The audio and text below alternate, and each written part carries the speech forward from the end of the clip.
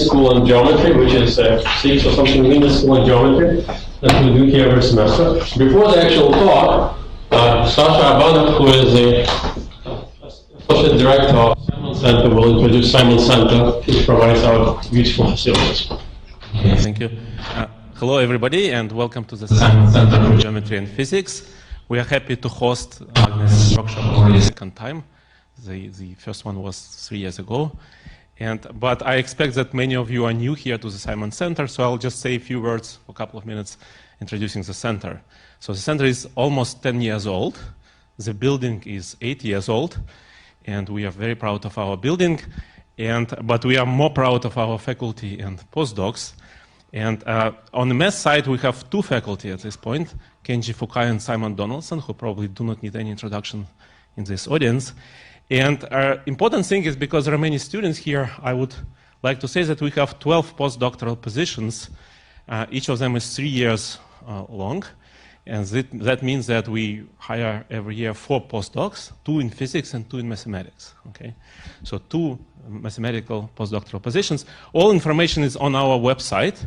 Also, we have a lot of conferences, workshops, and programs running in math and physics running throughout the year. And all talks in Simon Center are recorded and posted on our video portal, which you can also find. There are pretty good talks, and quality of our video recordings is pretty high, so you can use it as a resource.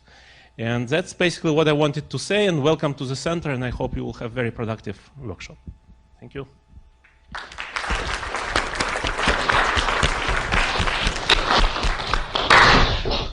So one thing Sasha did not say, because he's very polite, but I will, is that there are big signs at the entrance to the room saying no food or drink.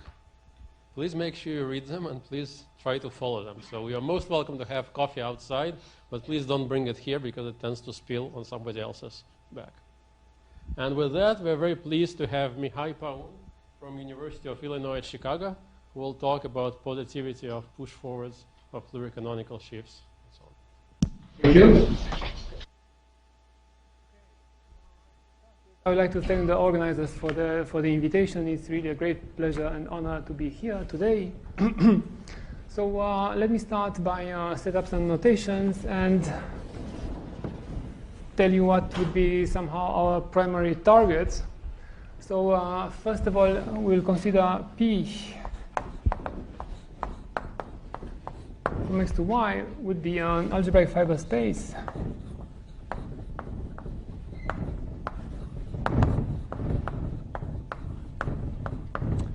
And then, so x and y are supposed to be smooth projective over the complex numbers, and the fibers of this map are connected. Then for projective manifold, one of the most basic and important invariant is the Kollár dimension, which I will denote by kappa of x. So this will be the Kollár dimension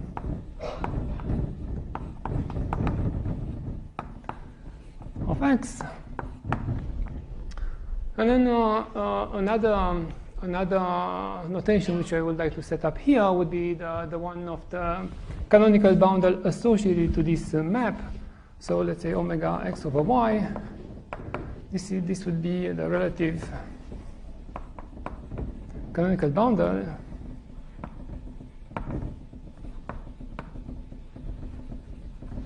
Which is none other than omega x twisted with the inverse image omega y dual. Okay, so I'll try to follow to respect these notations during all my talk. And then in this setup, an important problem was formulated by Iitaka a few years ago. So the conjecture is as follows.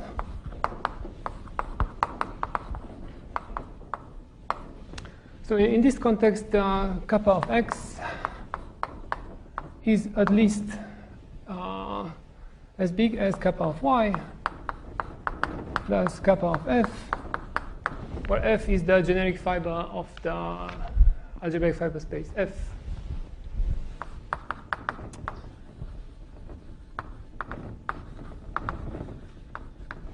Okay, What I would like to present to you today would be a particular case of this conjecture, in which the analytic methods have very maybe small but decisive impact. So the results I would like to discuss today would be the following. So assume. So let Fm be the push forward of the relative canonical boundary tensor M, and then assume that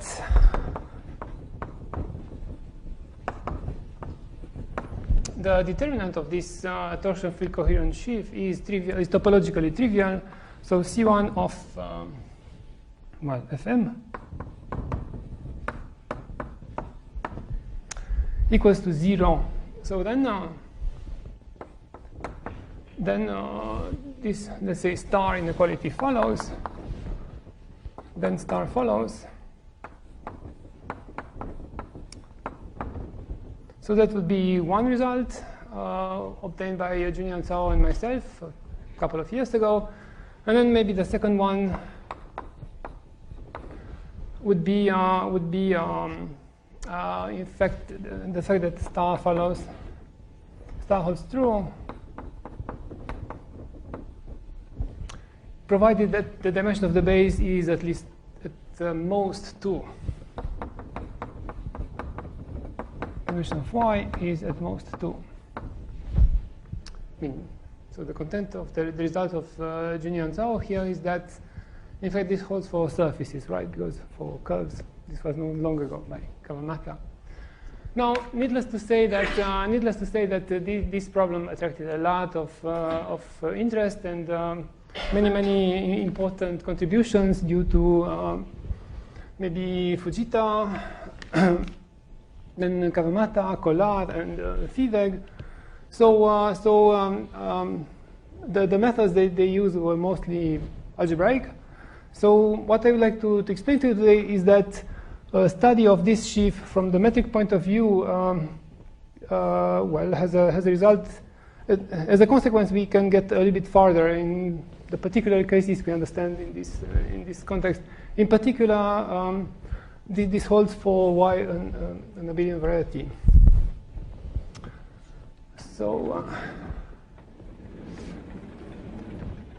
So somehow I will not give any serious proof in what will follow, but I will try just to outline the main steps, the main ideas, and techniques which kind of leads to these statements.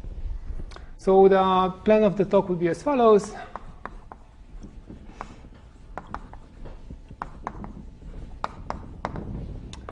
The first part, I'll recall the construction of a canonical matrix on this bundle and its direct image. So construction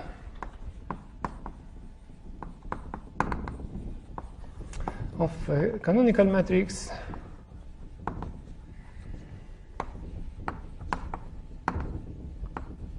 on Fm and, on omega x relative twisted with a line bundle and its direct image.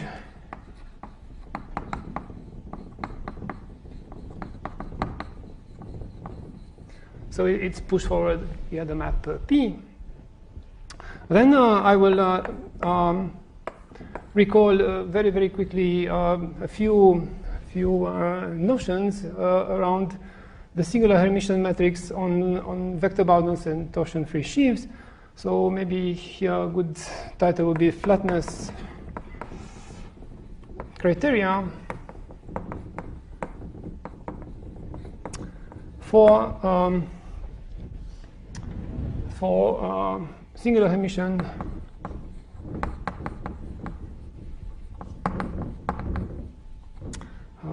vector bundles or sheaves or torsion-free sheaves. And then in the third part, I will just sketch the main ideas of the statements there.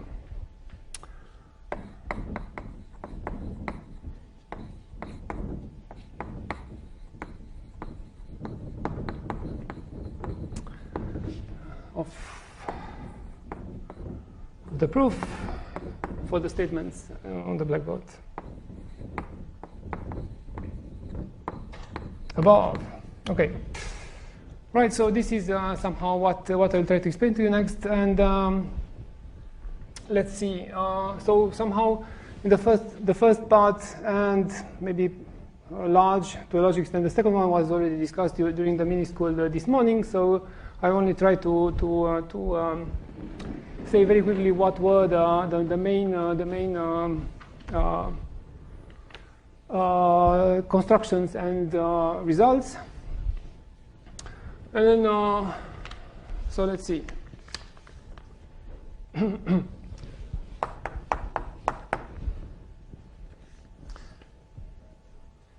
So still, as a matter of notation, if we have a line boundary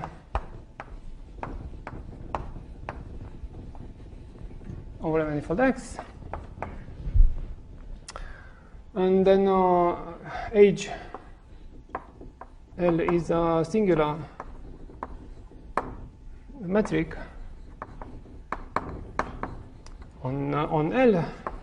So this simply means that locally HL is given by. So in the trivialization of the line boundary, this is given by absolute value square, which is the standard line boundary, standard metric that you have on some trivialization open set, times exponential minus phi L, which is the so-called weight of the function. Now, in the classical the classical definition that you learn in school is that this phi L is smooth, but for our purposes here, we will allow this to be singular. But we just want it to be good enough so that we can define curvature current, so that phi L will be in general in L1 lock on some open set, let's say U. And then the curvature of such an object would be simply given by IDV bar phi L. So this one would be the curvature of L restricted to the open set U with respect to the metric HL. So, but of course, this is just some L1 log function. So then this does not really make sense to take the IDD bar operator. But what you can do is that to give a meaning of this in a weak sense, and this is what the curvature becomes. Differential forms with measure coefficients if in some good cases. So usually we assume that phi L is a pluristable harmonic on U. Now here, if I understood correctly, most of you have algebraic geometry training and interests. So the point is that this class of functions, so for example, a good example of pluristable harmonic function is a logarithm. So for example, phi is logarithm of some of the absolute value squares. This one belongs to the pluristable harmonic class. So it's if those are holomorphic on omega, then we get such an object. So somehow here, and in general, given sections, there is the correspondence in the case of line bundles, given sections on L or some of its multiples. Then there is a correspondence between those objects and the matrix on L with positive curvature current.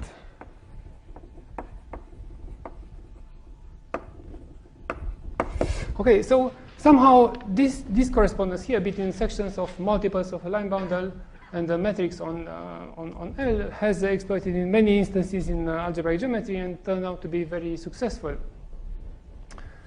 And somehow, if you look at what I try to explain here, is still a manifestation of this process, the interplay between sections and metrics, which will lead us to the proof of this result. Now, so let's see.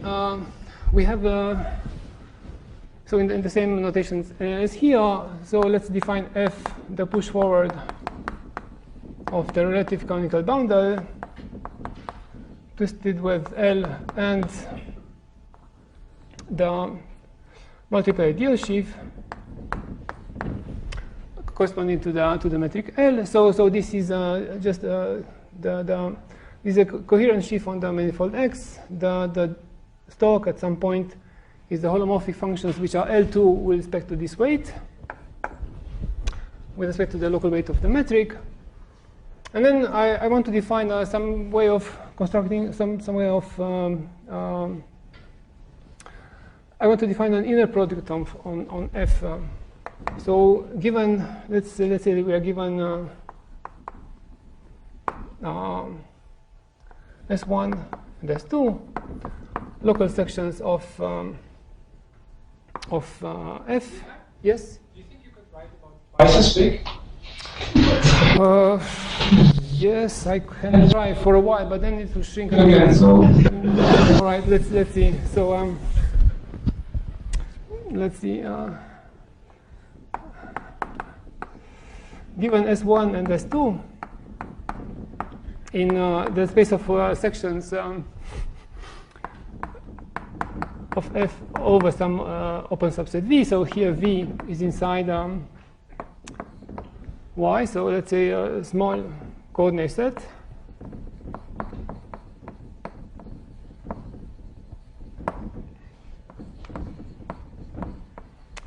Small coordinate subset. Then I want to define some. I want to find a way to define a scalar product between the S1 and S2.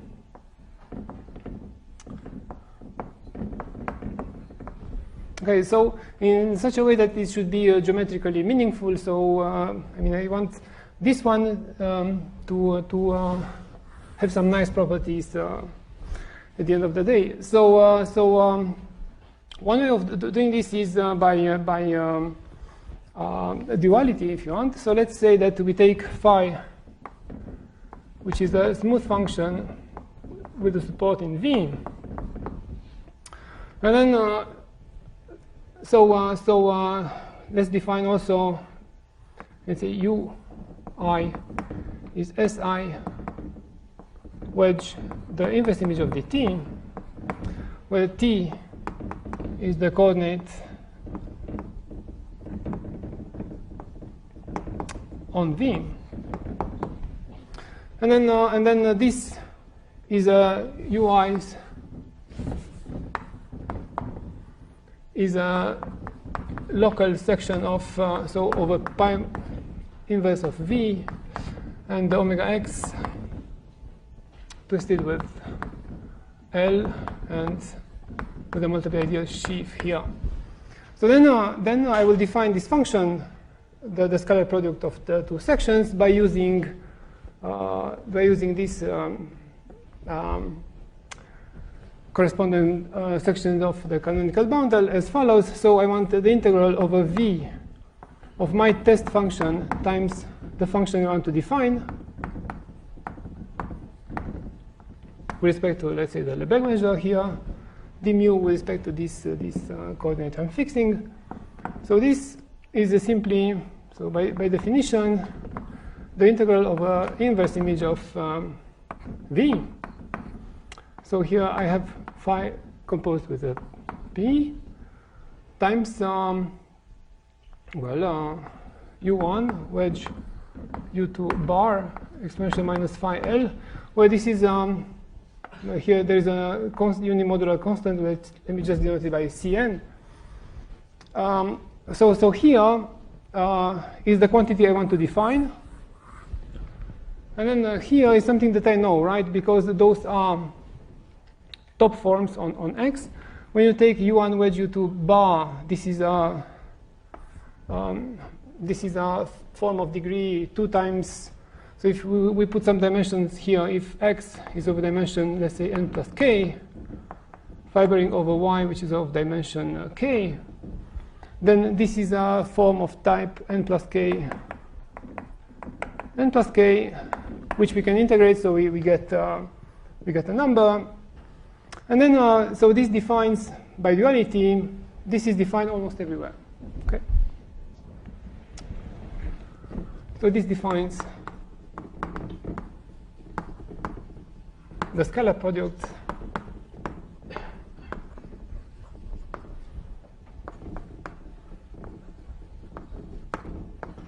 S1, S2 as a function on V. So on V, of course, it's only defined almost everywhere, right? Because of this, because of the way we introduce this function.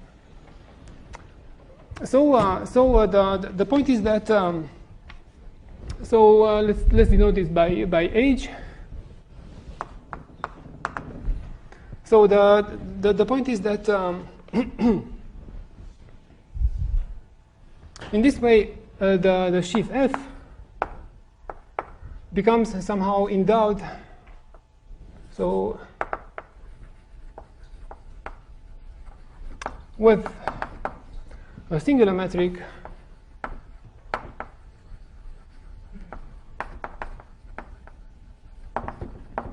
Hermitian metric H. So again, defined by this procedure. Now the theory of singular metrics on line bounders is, like I tried to recall very briefly, they are very well known and very well developed. Now for the vector bounders and more general for torsion-free sheaves, this is not quite the case. Among one of the few articles dedicated to this, I would mention the one by Marc de Cataldo, who did this in one of his previous lives, shortly after he finishes his high school. But the notion which we introduce here is a little bit more general and somehow tailored to what we want to prove here. Okay. So here a remark right away is that on a large open set,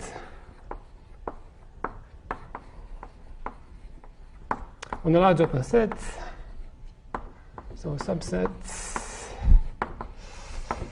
of Y. So this is defined pointwise. So we simply identify omega relative to x.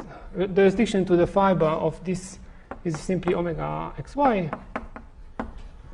And then our sections there. So we simply the norm of the scalar product between S1 and S2 at the point y is simply the integral of the fiber of S1 wedge S2 bar with the same constant. Well, okay, let me put C prime n because it's not the same as that one, but let's ignore this thing. So up to some unimodular constant is S1 wedge S2 bar exponential minus phi L restricted to the fiber xy. Well, it's automatic. Okay, so as you see from this expression, the scalar product I'm defining here can easily be plus infinity, right? Because of this is allowed to be singular. Okay, and then also is not defined everywhere because I want to avoid the points y where the fiber is singular. So in this case, so this is what we will call a bit later on a singular Hermitian metric. This has a few good properties, a few flaws, but still one can work with it. This is what I'm trying to explain you here. All right. Maybe I move here.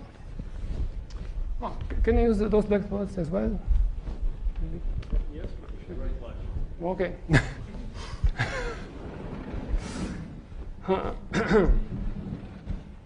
Now, a result about this, so the theorem is that in fact H is a positively curved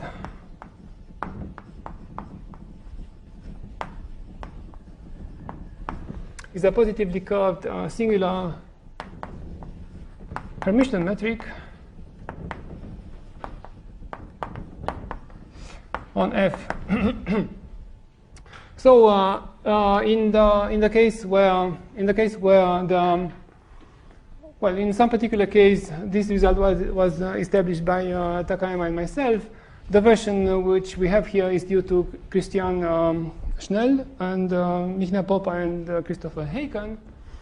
And then somehow before going into the detail of before explaining to you what is this notion in general, let me just say that what does it mean in this situation.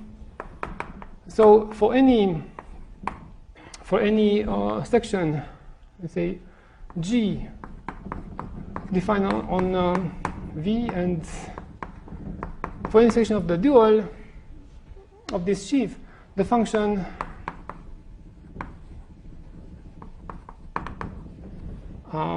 log of the norm of G with respect to the dual metric H star square here is pluriharmonic on V. Okay, so somehow the analog of this result, if the metric would be smooth, would be that this sheaf is positively semi-positively curved in the sense of Griffiths. So this is the analog of Griffiths positivity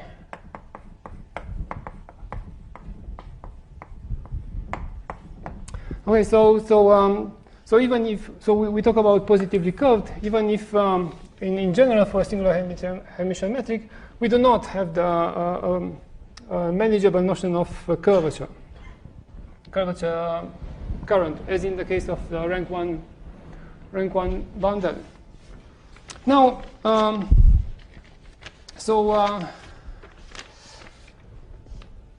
I mean, the main tool which we use in the proof of this result is the following theorem. Main technical tool in the proof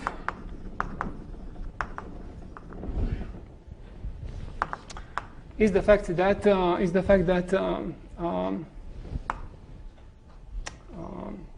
following version of Osawa-Takegoshi theorem due to Blotsky. So if we are giving ourselves, yes, might be very hard to see because of the. okay.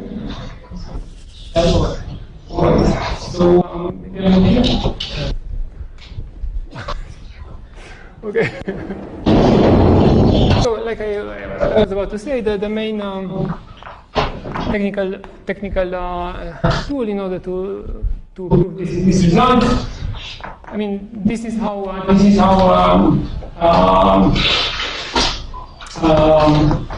Haken, Paun, and did it was the following. So given section 2 in Fy, which is none other than h of xy and omega xy, tensor with L and L2 with respect to this belonging to the multi-ideal sheaf, then there exists, well, let's say, okay, and then we fix ourselves D inside Y, which is the disk, and centered at point Y. Then there exists an extension of, let's say, pi inverse of D and omega x over Y.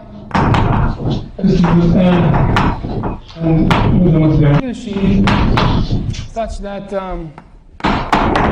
two things, so that U restricted to the single fiber is U, and then the one of the so let's say that that's the unit disk. To avoid some constants, 1 over pi times the integral over the disk of the norm of U square exponential minus phi L is less than the norm of U. Okay, so one can extend the section, the canonical section we have on the central fiber in a neighborhood in such a way that the norm of the extension is controlled by 1 over pi. So here the pi is simply the area of the unit disk, as you certainly know. But the point is that version of this result, they were known before, but with the bigger constants here. And what really matter in the proof of that theorem is this optimal version. So again, this is due to Zbigniew-Bloczki. Okay. Now the point is that we have a pluricanonical version of this. So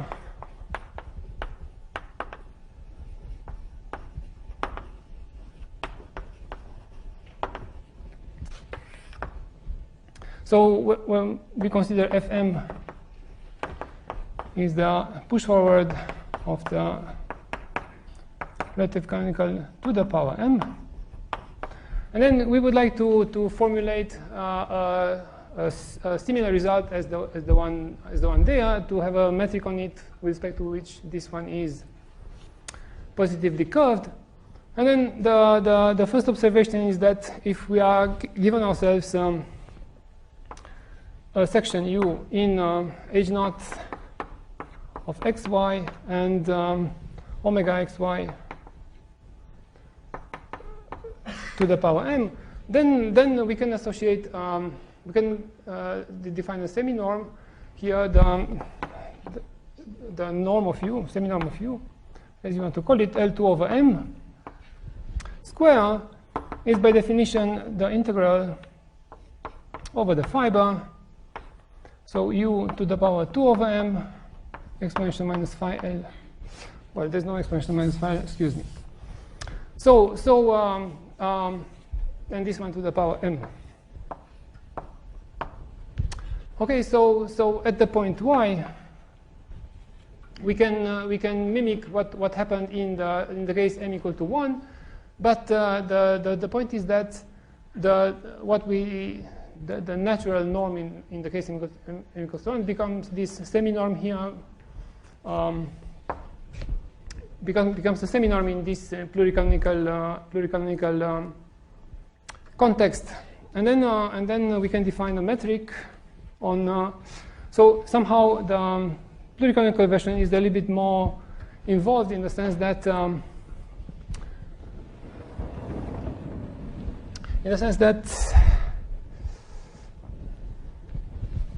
we first have to define a metric on the relative canonical boundary, which takes into account the sections of on each fiber.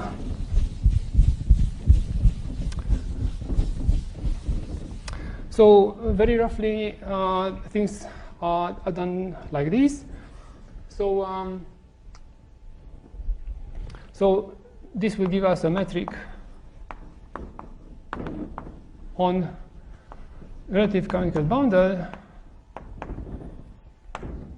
So basically induced by the sections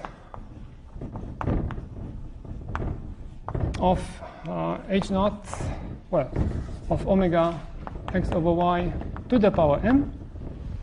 So somehow if we are giving ourselves a vector, let's say xi, in the dual omega x over y dual, then I want to measure the norm of this one, called the norm of xi, at some point x square would be the supremum of So psi is an element in the dual of this. So it acts on sections of the relative canonical. So if I take this to the power m, I can have him acting on the sections I have here to the power, let's say, 2 over m, where, so the norm of u, L2 over m, is at most 1. Okay, so we can introduce this way of measuring the size of a vector by duality and by using the fiber sections of what we have here. And then, so the next step in the construction of a metric here is to realize that, in fact, omega relative is to the power m is can be written like tensor with Lm, where Lm is omega relative to the power n minus 1. So this is one of the Yum-Tong-Hsu favorite jokes, like saying that m equals 1 plus n minus 1. That is true. But the point is that this one already has a metric which I described here, given by the sections of the guide. And then we can apply the previous construction and get a metric on the push forward of this. So by the previous construction,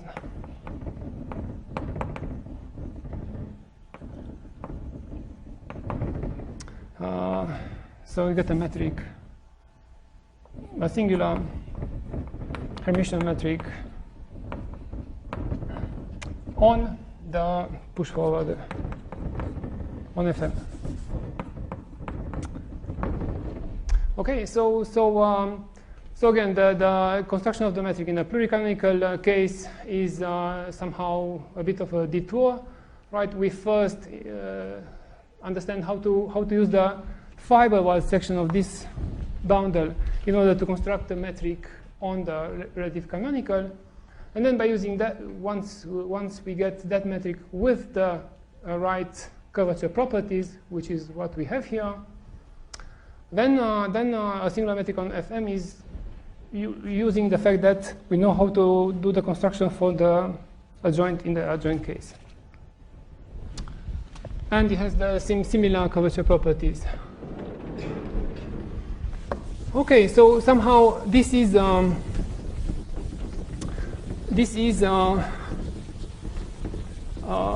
I wanted to say about the first part. Maybe here just a remark. So the positivity.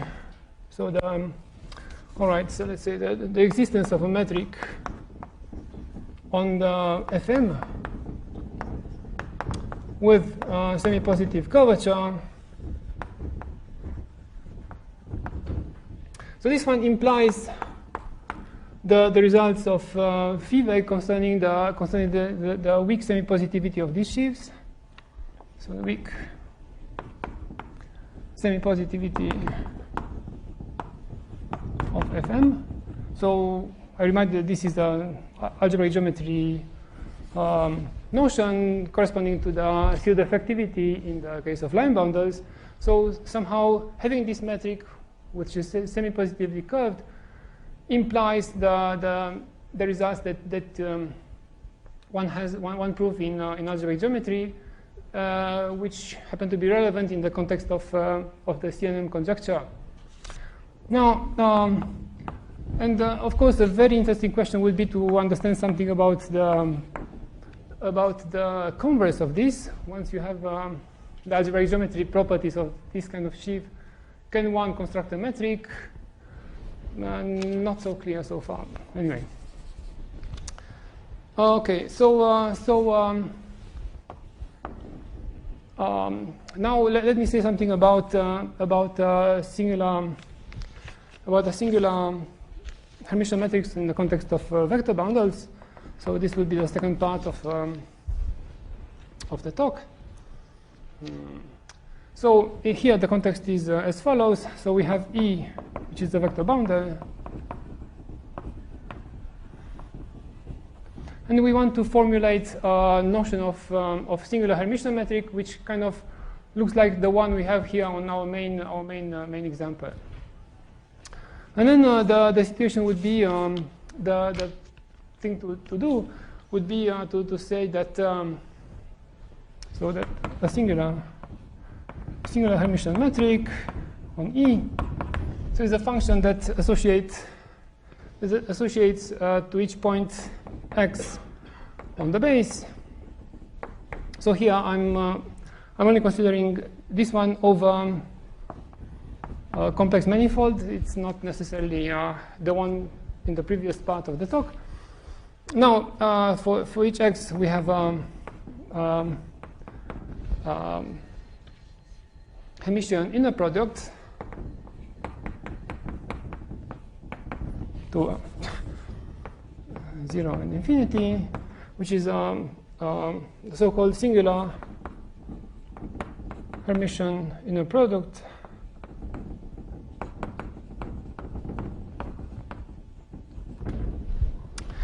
so what do I mean by that? So this would have the same properties as the usual one, except that I allow the value 0 and infinity. Okay, so it satisfies the homogeneity, it satisfies the triangle inequality, it satisfies the parallelogram rule, so that it comes from inner product. But some vectors, some non-zero vectors may go to 0, some other ones may go to infinity. And if you look at the formulas which were on the blackboard here and there, you see that this, I'm really forced to do that, because the most natural metric that I have at hand on this kind of sheaves, they would naturally have a value plus infinity somewhere. So I want this to be a singular Hermitian inner product for each point, and I want moreover that, so that for any section of E over some open set U, so the norm of S with respect to my metric should be measurable. Okay, and what else do I want? Well, I want also that Hx should be finite and positive almost everywhere. So I allow the metric to degenerate in some places, but almost everywhere on the manifold, this should be an honest inner product, namely positive and finite. And then, so the definition is that E endowed with this kind of object here is semi-positive in the sense of Griffiths, if and only if for any local sections of the dual, the log of the norm square is pluricanonic. So any, let's say, G in gamma of U and E dual, so the log of the norm of G square with respect to the H star is pluricanonic.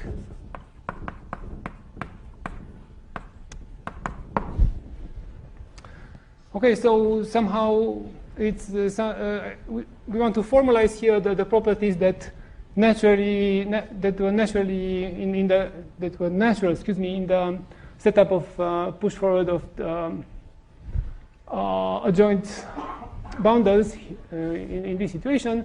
And if you look at the way we have defined the scalar product here, you will see that that in fact fits into this framework. Okay, so we have that.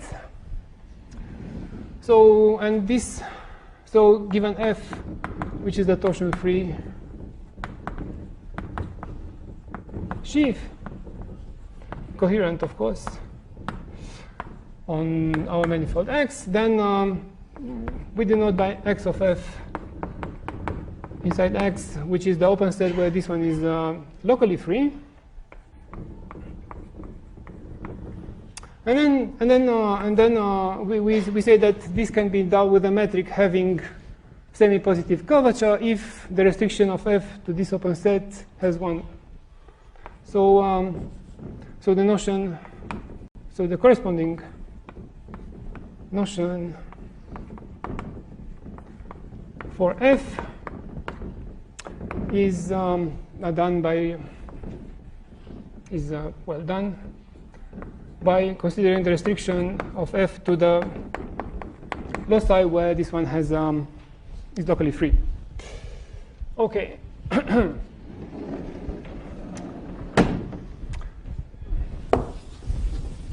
So now, as we saw this morning, and there is somehow a big absent in this picture, namely the curvature tensor himself.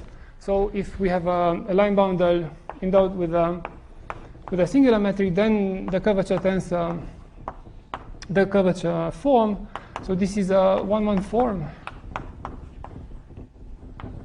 with, so okay, which is semi-positively curved, excuse me. So with measure coefficients.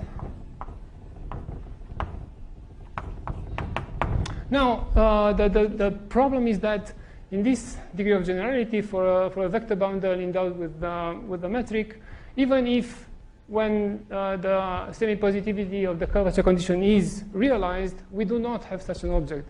So you would like to say that, okay, now I have a line, vector boundary E endowed with a metric like that, which is semi-positive in the sense of Griffiths, as I recall there.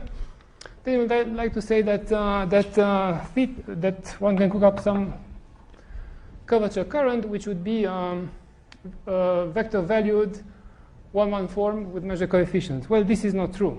This is simply not true. And there is an example due to Hossein Raufi, which you can have some fun computing. So if the metric age is like 1 plus z square, z and z bar, and absolute value of z square. Then for this example, what you see is that if you compute the curvature by the usual formula, then the coefficients, one of the coefficients outside the diagonal will be a Dirac distribution, which marks a really important difference. So it will be a distribution with higher order. It will not be a measure. Okay, so you will see a Dirac delta here when you compute the curvature. But nevertheless, we do have some situations when this does not occur, and this is what I would like to discuss next. So the proposition. Now let's assume that each age has a semi-positive curvature. So this is again a singular Hermitian metric in the sense I given here with semi-positive curvature, such that the metric induced, so the determinant of age is, let's say, smooth, let's say bounded. Okay, in the sense, let me write it in a very imprecise way like this. So I want the metric on the determinant. So this one is the metric on the determinant of E. On the top of E, I want this one to be bounded and finite, to be positive and finite on X. Then one can define the curvature of E with respect to age will be again. So this would be a vector value.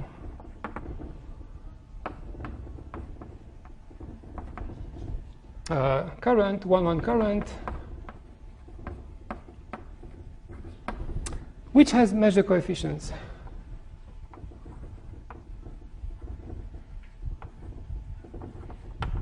Now, if you remember how do we compute the curvature for a vector boundary or for a line boundary, you see that at some point there is a d. So it's a h minus 1 dh. where H is the matrix corresponding to the metric we have here. And then the condition on the determinant to be bounded between the two constants here, of course, has influence on the way you compute the inverse of this matrix, right? So somehow it's somehow believable that if you know something about the determinant, things are getting much better, right?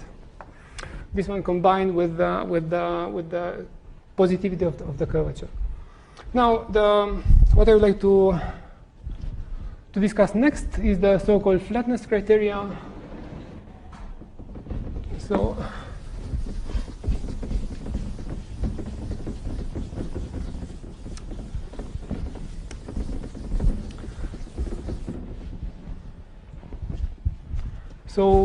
let's say proposition. So let's say that as before, so we have E, H, singular Hermitian vector bundle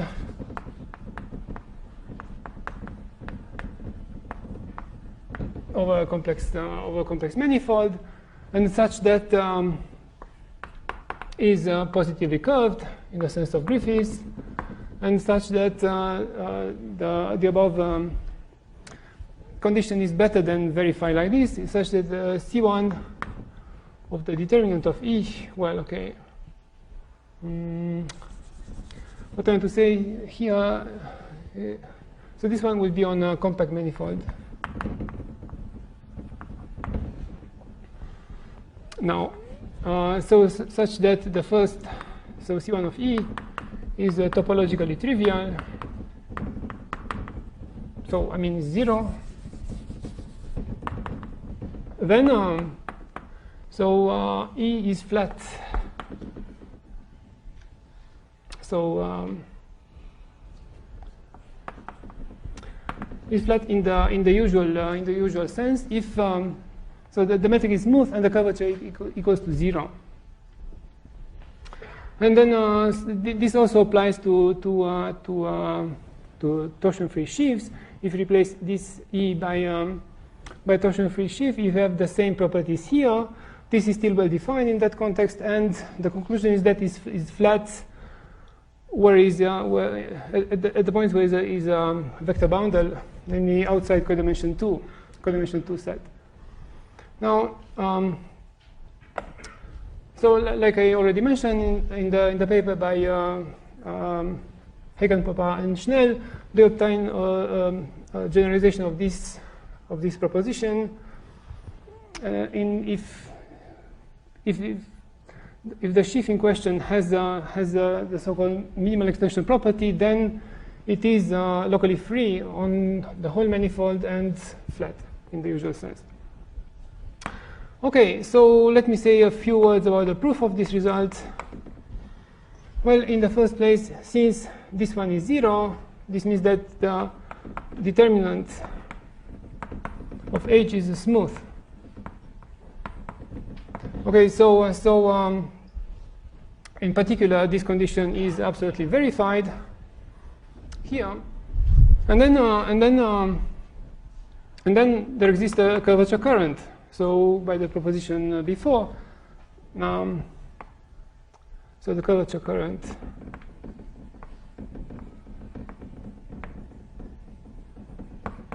is, yes? Is the determinant of H smooth if C1 is 0? Well, because, okay, let's see here, just a word of explanation. Because yeah, so X is compact, and then so the determinant of H is so endowed E. So the determinant of E, and endowed with this metric, this is semi-positive, semi-positively curved, and then since the C1 is 0, this means that the Hessian of this is 0. So the determinant of H locally, so on some open set, is exponential minus some function psi, and then so this one would correspond to a positive current, but C1 of the current in question is 0. So this means that the current in question is 0. So so IDD bar psi is 0, and then of course this being an elliptic operator, psi becomes smooth right away. Okay. Yes, this was my next sentence. Spoiler. Okay, so as Dror just said,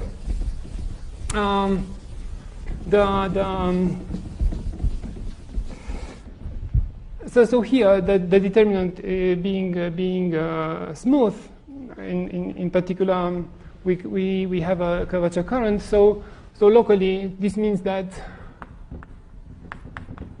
so the curvature of each H can be written like well, okay, I'll write here some symbols. I'll explain in a moment. So C ij bar alpha beta bar, dzi wedge dzj bar, E alpha, well, tensor beta dual. So this is the expression of the curvature current for a vector boundary. So it's a one-one form with values in the endomorphism of E. And then so somehow the content of the previous proposition is that those are positive, those are measures. And then the curvature of the determinant of E is simply the trace here. So it will be the sum of Cij alpha bar, so the sum for alpha and then the sum for ij, dzi wedge dzj bar. So what we do know is that all this one, on the other hand, this one equals to 0. Now the positivity condition that we have, so we know that the positivity in the sense of Griffiths implies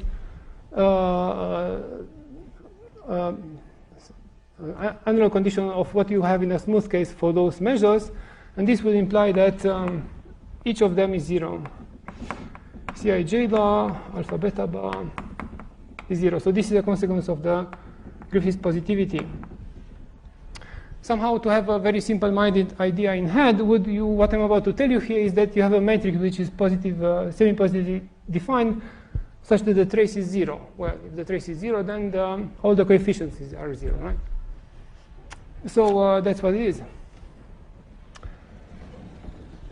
Okay, so and once you know that the curvature is 0, so if the curvature of each H equals to 0, so this implies that H is smooth, right? Because it's like saying that it's like basically is the higher rank generalization of this. You have some elliptic equation satisfied by the coefficients of the metric, and then you deduce the smoothness by elliptic regularity, basically. So this is simply elliptic regularity. Okay? So excuse me, do you have a question? You seem to have a lot of fun. So excuse me?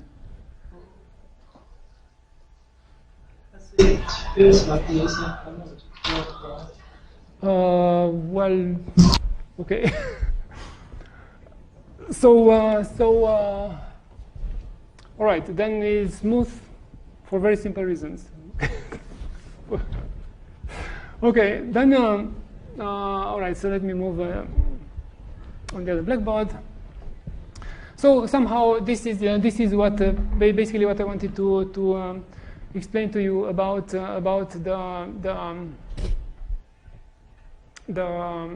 theory of singular Hermitian metrics on the vector boundaries. The main problem is that is the absence of the curvature tensor, and then but we do have a criteria which sometimes works, which is this one. Once the determinant is bounded, then necessarily we do have such an object which allow us to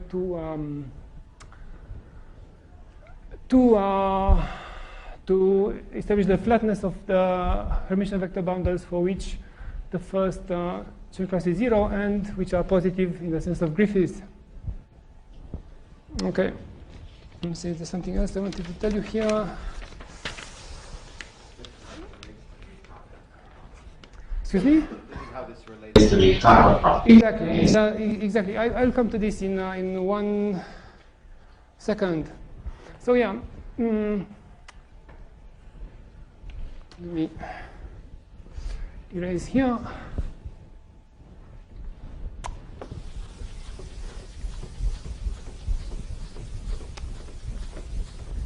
So now let me come to the main applications.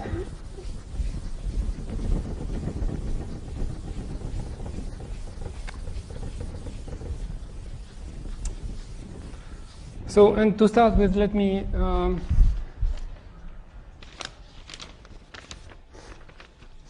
start with the following. So that would be the third part, the application to a few particular cases of Iitaka conjecture. So the following, let me first discuss the following theorem. So let P from X to A be algebraic Fabel space over an abelian variety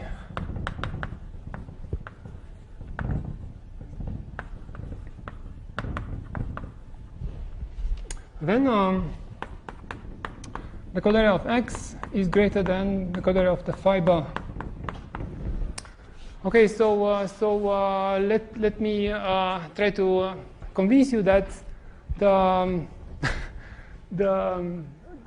results I tried to explain to you a few seconds ago can be useful in this context. So for the proof, again, I followed the paper by Christian. So now, what I like about their proof is that they somehow mix the algebraic geometry results and with a small input from the analysis in order to derive this inequality. So the main points of the proof are as follows. Main steps. So the first one is that it is enough to consider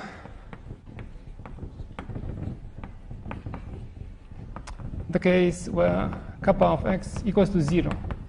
Okay, so there is a procedure saying that if you are able to deal with this case, then the general statement follows. So yeah,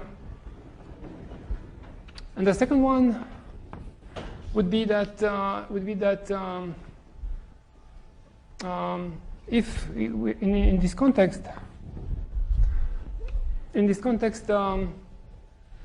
Fm, which is the direct image of omega X over A, but here omega is trivial, so I just put it like this.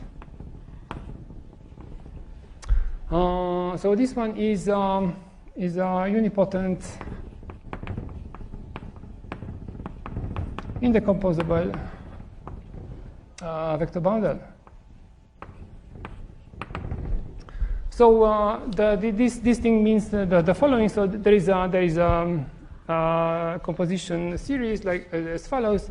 So 0, which equals E0 inside E1, and so forth. Let's say K, which is Fm, such that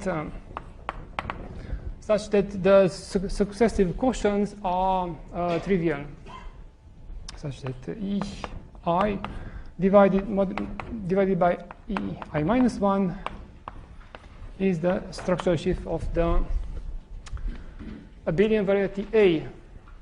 Okay, so those two facts were established in the context of algebraic geometry. Then let me come now to the how do we conclude from here? Well, it's absolutely immediate, right? So the third part is that, well, if the push forward has this property. I mean, yeah, indecomposable means that you cannot write it as a sum of two such a direct sum of two such objects. So the determinant of Fm is trivial. I mean, topologically trivial. The first chain class of Fm is 0 because, of course, every quotient here it is the case. And then since this one has is semi-positive, definite semi-positive in the sense of Griffiths, the result I just explained to you tells us that in fact Fm is flat. Okay, and endowed with a smooth matrix, so it's flat in the usual sense. And of course, this thing tells you immediately that you get Fm is trivial. Fm itself is trivial simply because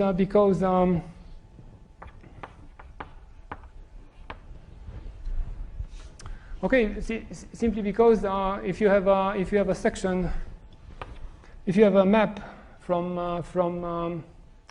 Fm to O, then this one splits.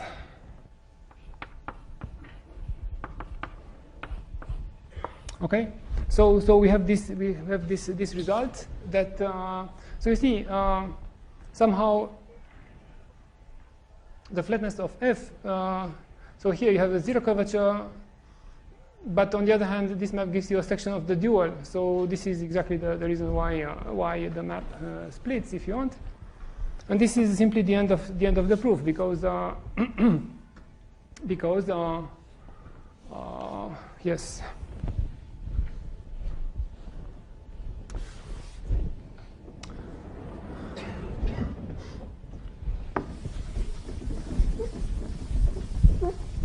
Okay, so the part where analysis was helpful was exactly here to say that this property automatically implies that the push forward is trivial. So this would give you the fact that the canonical of the fiber equals to 0, right? Is I mean has code 0. Okay, somehow. So I still have like 20 minutes, right? So the next result would be the thing I stated before, so that we have a map from X to Y such that C1 of Fm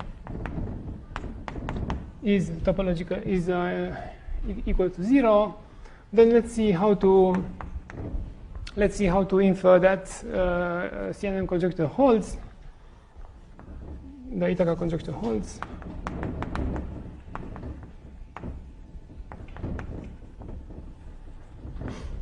So here in this setting, again we use the fact that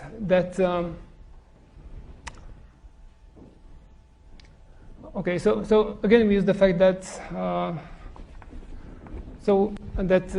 if C1 of Fm is trivial, then Fm is flat.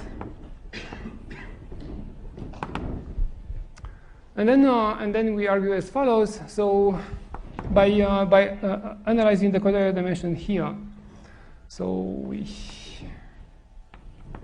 analyze the following cases.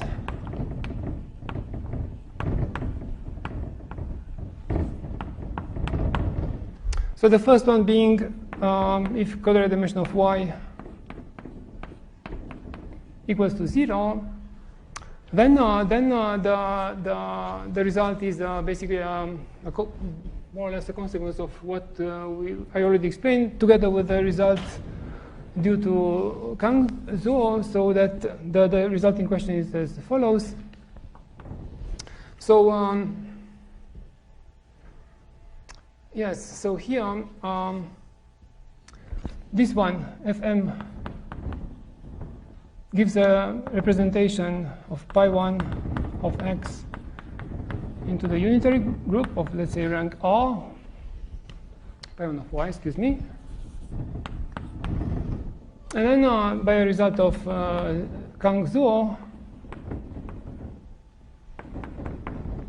this one is splits, is a direct sum of rank 1 representations, so that Fm is, well, up to a finite cover.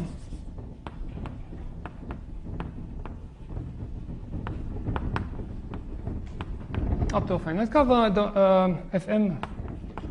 So I'll not change the notations to confuse even more. So Fm is a sum of line boundaries, which are, of course, topologically trivial.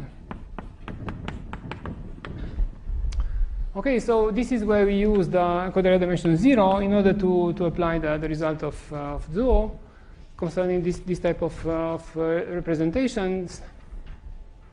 And then somehow, by quite a few results and work, we can infer that in fact each Lj torsion, which somehow ends the proof of this case, because then you can construct sections by raising this one to a high power and using the fact that the boundaries are torsion. So you construct the extension of the sections from a fiber to the whole manifold simply by parallel translation. Okay. So this is so here the dots. What is inside is the fact that is this result. See, if we can consider the Albanese map here, and then we know that this is a surjection by a result of Kawamata, and then since the color of the fiber here is 0, then the direct image of the canonical of y will be trivial. And this combined with the few results of Simpson concerning the Green-Lazarsfeld sets in a pluricanonical version of those will give you the fact that the boundaries here are torsion. And then, so again, with this, the first case follows. And then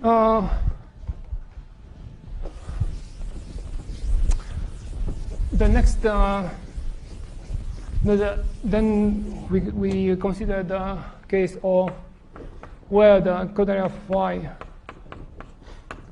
is at least 1, and then what we do is to consider the Iitaka fibration of y. So we have the map here from x to y, and then let's say that this is p, this is pi, and then we get a map f like this. So let's assume the real story is a bit more delicate, but let's assume that pi is a holomorphic map. So this is the Iitaka fibration corresponding to y, which for the purpose of this talk, let's assume it smooth. I know smooth, I mean regular. And let's assume that z is smooth. So all those can be achieved by changing the model, by taking a blow up of y. But then a few things go wrong, and it's a bit longer story than what I will tell you next. So here, then what we do is to consider now a general point here. So z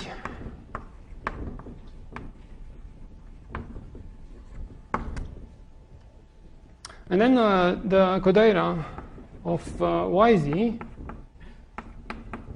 equals to 0, okay? And then I mean, thanks to my assumptions, and then the map.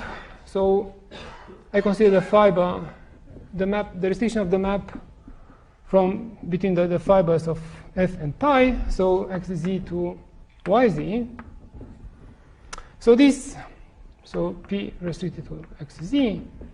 Now this one still has the same property. The push forward of the pluricanonical relative pluricanonical bundle is trivial, and Kollár of this one of the target is 0. So this means that the Kollár of xz, by the case which we already discussed, is greater than Kollár of the fiber. So somehow, what I'm trying to explain to you is that we have a section on the defined on the fiber. Well, we cannot extend it to x all the way, but at least we can extend it on the fiber xz of this map. So now let's see how we go from xz to x.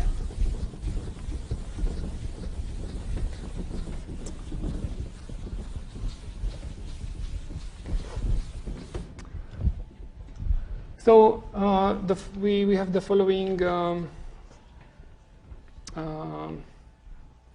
So we have the following lemma. Let's say if V is in H0 of xz and m times kxz over yz, then the norm of V square exponential minus phi relative x over y. So then the sup of this quantity over xz is bounded. So the norm of the section V with respect to the metric we cook up here is bounded. So again, this metric is okay. Excuse me. Switch the notations here. So the metric here is writing the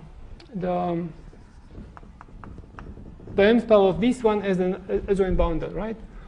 So what is the idea of the proof of this? So you see, somehow this would be if I would have written the same statements for a fiber or for a general fiber of this map, then the assertion is absolutely immediate, because the metric I have here, this is what it does. It takes into account all the sections from the fiber. But here, the point is that the singularities of the map P may map surjectively into Z. So fatally, some of the fiber xz may. So excuse me, some of the yz will intersect that the singularities of the map. So this is somehow the difficulty. So the main proof that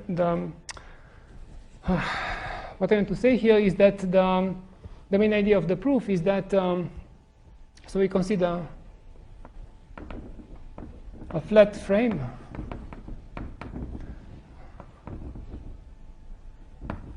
of Fm. So again, this we can do because we already know that the guy here is flat. So that this means that the integral over xy of flat frame, let's say uj of uj square exponential minus m minus 1 times the phi m. This is a constant with respect to y. Okay, so the norm of those sections are constant with respect to the point, and then by the definition of the metric we have here on the m tensor power of the relative canonical, phi relative is greater than the logarithm of the norm of uj divided by this quantity at each point. So so here I have x, and here at the point y, where y is the projection of x. So somehow this implies, well, maybe square. So somehow this implies that the uj square exponential minus phi relative is less than the norm of uj square. So okay, so here I have a pointwise quantity. Here I have the L2 norm, which I mark here. And somehow the good news is that this function is constant. It doesn't depend on the point of the base.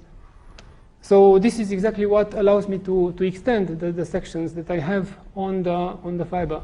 So you see, it's really crucial to have this flat structure on FM, because if not, the quantities I have here, it's very hard to control, very hard to understand, as y approaches the singular loci of the map. Now, once we are at this point, then so as you know, why we can extend the section from xz to x all the way is that when we write, so we will have the omega x twisted with the boundary here, x over y, let's say tensor m, and tensor with the inverse image of omega y. So this one will, to some sufficiently large power, but which is fixed, m0, this one will carry the positivity in the direction of z, so in z directions. Okay, so this is the Iitaka map. So the boundary here is the inverse image of some semi-ample and big boundary on z. So this is why we get the positivity on this one, on the inverse image. Here, I already have a metric, which is the one cooked up here. And the sections I'm interested in, they are L2 with respect to the metrics I have here and there. So then this will follow by usual L2 theory. By L2 theory, we can extend the sections V. Well, not exactly the section V. You have to adjust it a little bit to have it become a section of those restricted to xz. But somehow this is the idea. That basically why we win is because of the flat structure on the direct image.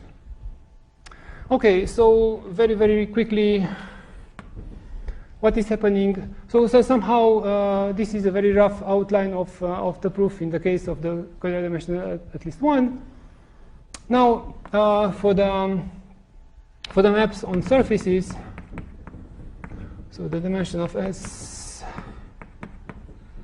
equals 2. So the only case to be still to be considered is where S equals K3 surface. The rest of them are, well, of course, we're Junior and Cao is using the classification of surfaces, and then the general type are settled since a long time. Then there is a little argument for elliptic surfaces, but then probably the most subtle part concerns the K3 surfaces. And then what is happening here is that when we consider the direct image of the determinant, well, direct image of omega x over S tensor M, then the determinant of Fm. So one can use the Zariski decomposition for this one. So this is decomposed as like sum of, let's say, Aj, Cj, plus some Lm. And then again, here, so this is contractible and this is semi-ample. And somehow the good news, the good thing is that on the surfaces, the abundance conjecture is proved. And then you have many good properties because of that. The point is that here the crucial case to be analyzed. The crucial case to be analyzed is when the proof goes by analyzing the numerical dimension of this boundary, which is 0, 1, or 2. So 2 is absolutely immediate because the determinant of FM would be big, and then this is something existing in the literature. 1 is still accessible with this kind of tools. But then the case where the numerical dimension is 0, and this one being semi-ample tells us that this is trivial. Then this is the case which is a bit more complicated, and then so in particular the determinant of FM is just equivalent with this. So those CIs, this is a contractible curve, and somehow the important fact is that when we contract those curves by a result of Campana. Now the pi one, so this one to start with would have has orbifold singularities, because again this one is a K3, and then the fundamental group in orbifold sense here is almost a billion, and this is an important information given that we want to construct sections by parallel translation, parallel transport. So if you know that something about such information about pi 1, this is how the proof is structured by using this information. Okay, so I think I'll stop here, and thank you.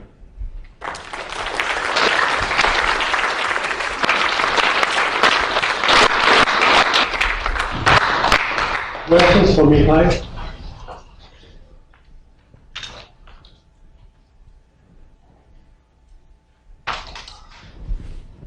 Okay, if not, we'll take Mihai Paun's thoughts.